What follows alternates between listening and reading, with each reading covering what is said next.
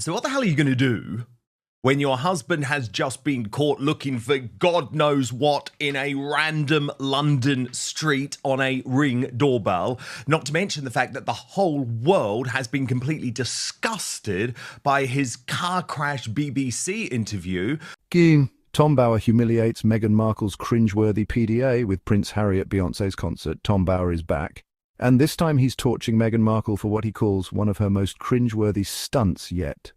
A hyperstaged public display of affection with Prince Harry at Beyoncé's concert in front of A-listers, flashing cameras, and an audience that wasn't impressed. Where he decided to reveal details of his father's health and use his children as some sort of weaponized pawn against the current cancer-stricken king.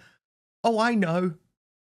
Go on an Instagram mad weekend where we try and prove to the world at a Beyoncé concert that we're actually madly in love. Of course, because this is Harry and Meghan, it went catastrophically wrong.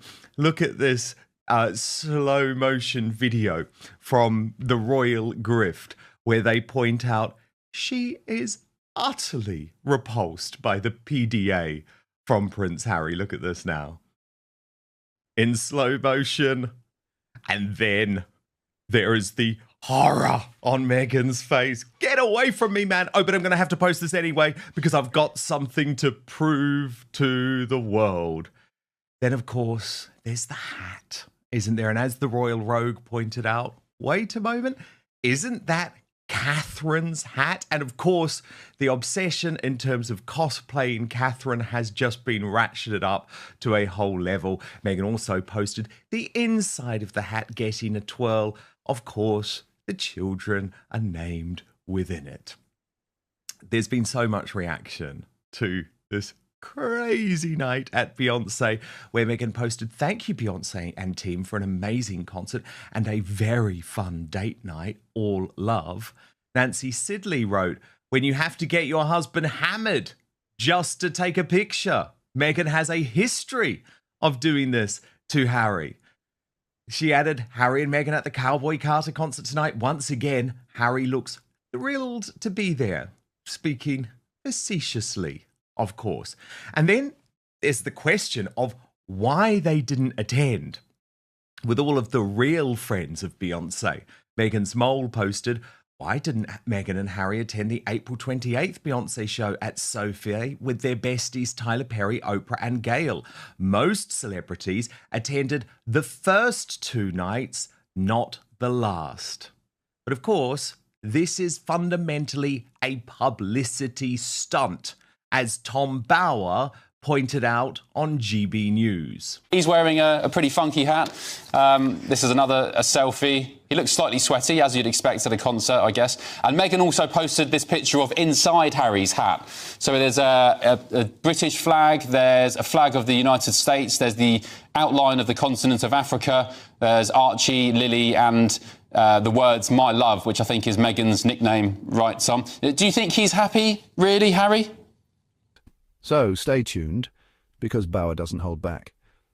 And the royal world is watching. Oh, and don't forget to click subscribe and ring that bell for real royal reporting. So here's what went down.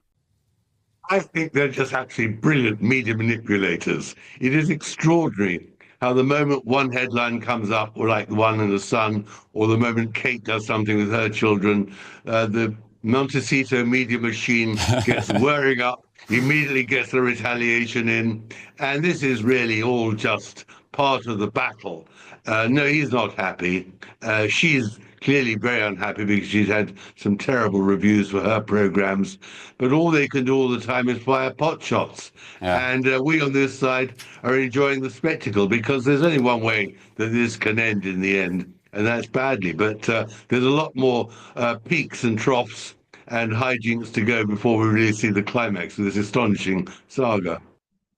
And as the Royal News Network posted on X, Meghan Markle is so cringe, and based on the last picture, maybe a little hammered at the Beyoncé concert, trying a little too hard to convince the world of love, I think.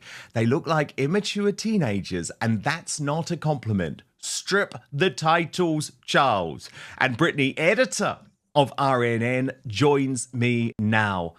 Brittany, this was quite a performance, wasn't it? And we know what this performance was all about. Meghan thinks if she floods the zone that we're going to forget that Harry's just been caught on a Ring doorbell doing God knows what, constantly proving that his security case was a joke from start to finish, that we're just going to forget that terrible BBC interview. But the point is, Brittany, what they're actually doing is drawing more attention to just what trouble they are in. But let's kick off with Beyonce. What did you make of this social media car crash? Oh my gosh, I got the ick factor from most of the posts because the first one isn't bad, like the first picture. If she had just gone with that, I think that it would have been okay, thanking Beyonce for the concert. Although very notable, they did not get a picture with Beyonce at the concert. So how close are they is debatable. But this whole series of pictures, it was just meant as a huge distraction. And they just looked a bit ridiculous. She's supposed to be starting a brand, a company, apparently rebranding for, the sixth or seventh time now at this point. I don't think a concert is the way to go, but it was definitely a stunt to get a little distraction in based on the horrific headlines the two of them have had the last couple of weeks, because she also is dealing with another podcast flop as well.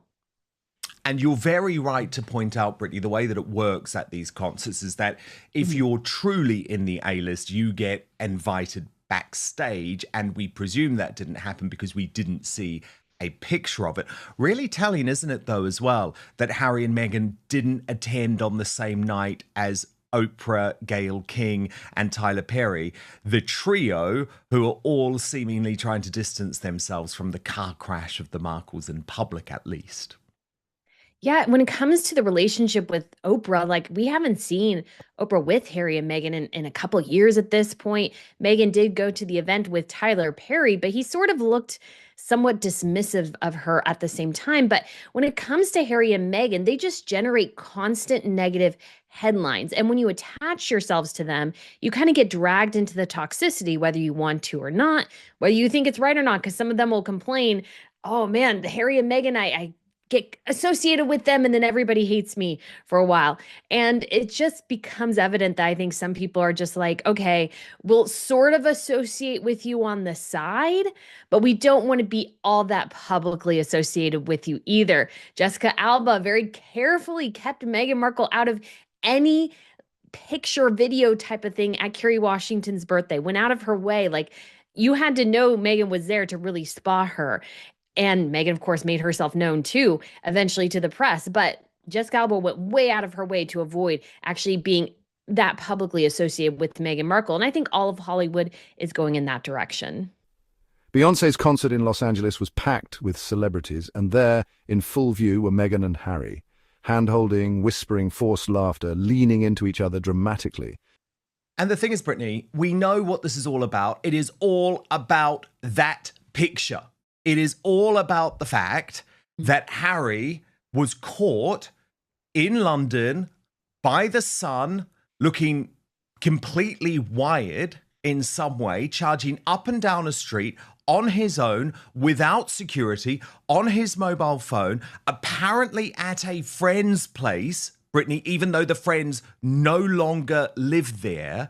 What do you think was going on here?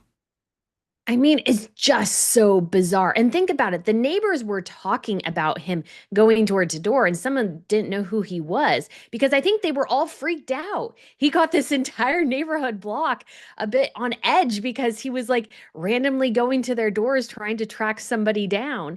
And I find it exceptionally strange that somehow he didn't know his friend had moved or something like that. Does he just wander around and go to a friend's house unannounced? Because if you are truly somebody who has high security risk, even if it's a friend, you probably have your security or somebody double check, make sure they're there and make sure things are safe before randomly walking down the street and just knocking on whatever door you find.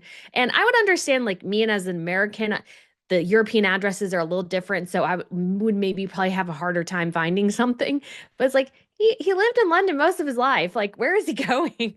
And then, of course, people are raising like other questions about what he was doing, but it's very bizarre. It does not make him look good. And again, shows and proves, I think, that the issue of security is not about the actual safety of their family. It's about the status attached to having IPP status and being recognized in foreign countries as royalty.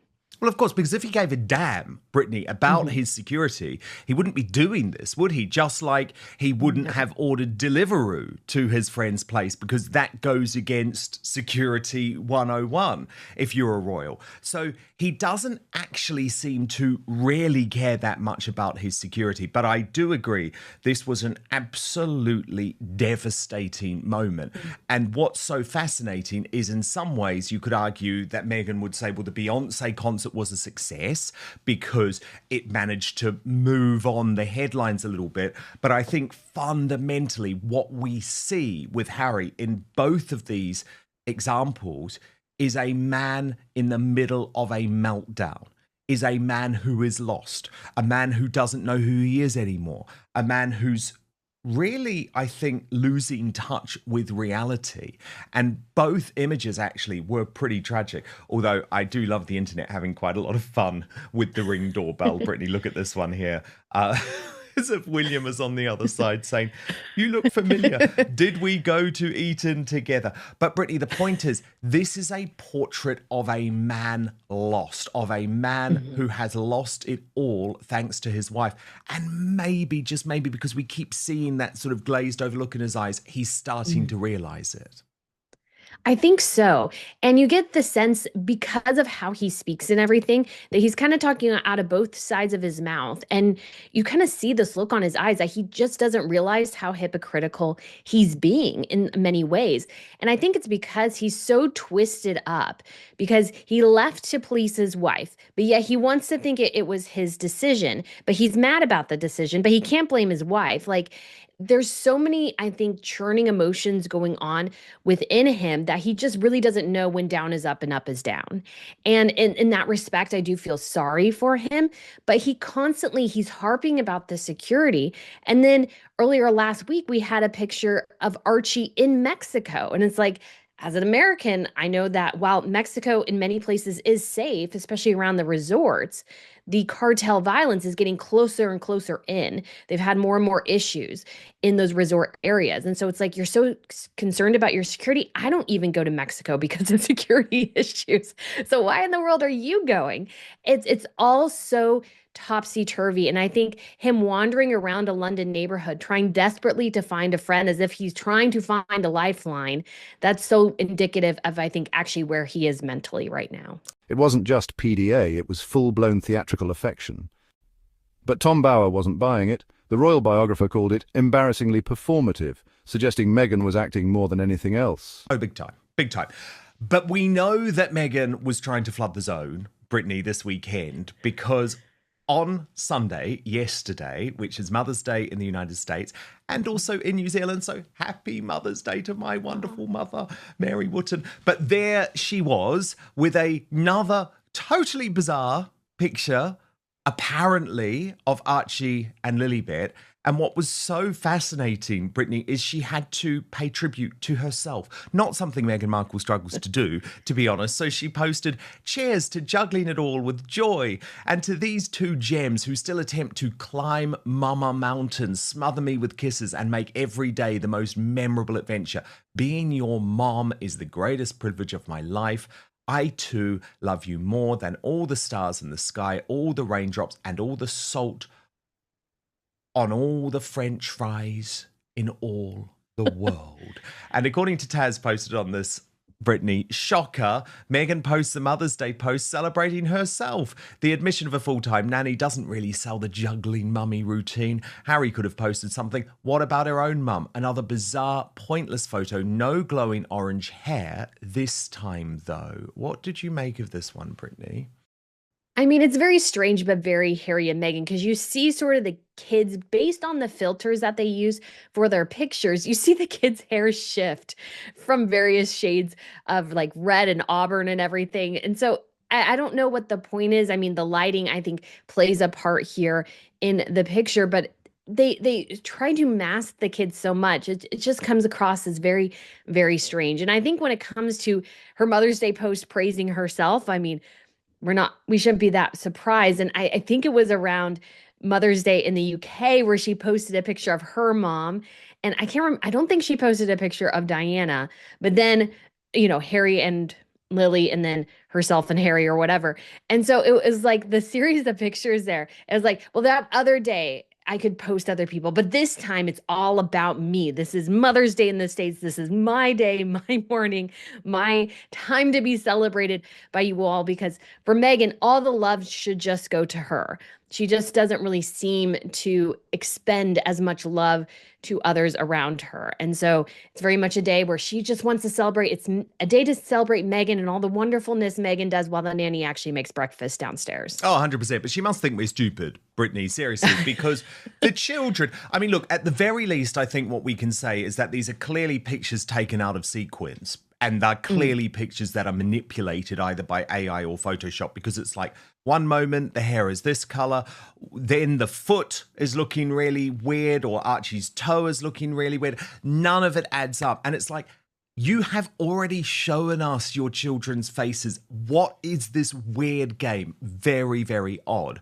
But we know that she's been playing these games all weekend long, Brittany, and it completely blows to smithereens. This argument that she made to Jamie Kern-Lima, which I knew was a total lie, that she doesn't look at the media, because everything Meghan is posting on her own social media is in reaction to what has been elsewhere in the media. And there was a hilarious other example of this which came on Friday, because you'll remember Catherine was given that beautiful rose, right, which is going to go to the Royal Marsden Hospital. And wow, just wonderful, really special moment. We spoke about it with Angela Levin on Friday's show. But what I loved is a couple of the brilliant people on X who are across all of this thing, Queer Lips of Truth, posted, next week, Meghan Markle will declare her love for roses.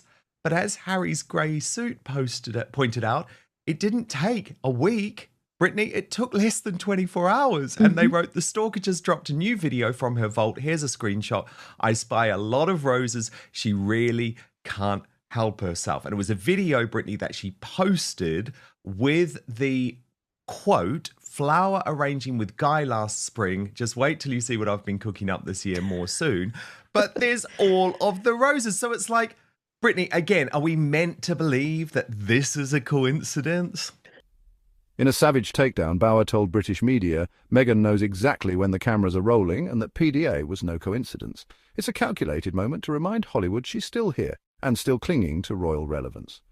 He didn't stop there. He slammed the couple for hijacking private moments and cheapening royal dignity. Brutal and honest. I mean, it's so crazy when you think about it, because this is a year-old video and she's telling us, look forward to what's coming this year, with teasing a video that it's a year old with her dead dog, as if to say, oh, you should be so excited. Guy is in more of the stuff. And so you can watch Guy, which none of us care about. But it was so about this bouquet of flowers, which to me looked like something from a funeral home. It looks like something you put on top of a casket. And so she's like, has this huge flower arrangement, which I think to most people just looks completely ridiculous, completely over the top. And of course, putting in the roses. She had to look through her archives desperately trying to find a video. Oh, there's ones with roses. So I have roses too.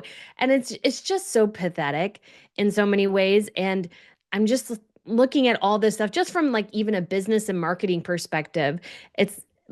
That video was to promote American Riviera Orchard, a brand she dropped, and she's telling us to look forward to the next stuff with this video. None of it makes any sense. It's just reactionary, not actually a actual social media strategy. It's just reaction. Totally. But I do believe, Brittany, I really do believe everything we saw over the course of this weekend was to try and take away from the Harry photo.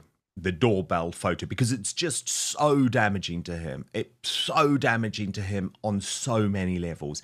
And in some ways, you could argue that by flooding the zone, as I call it, she has at least got people talking about something else.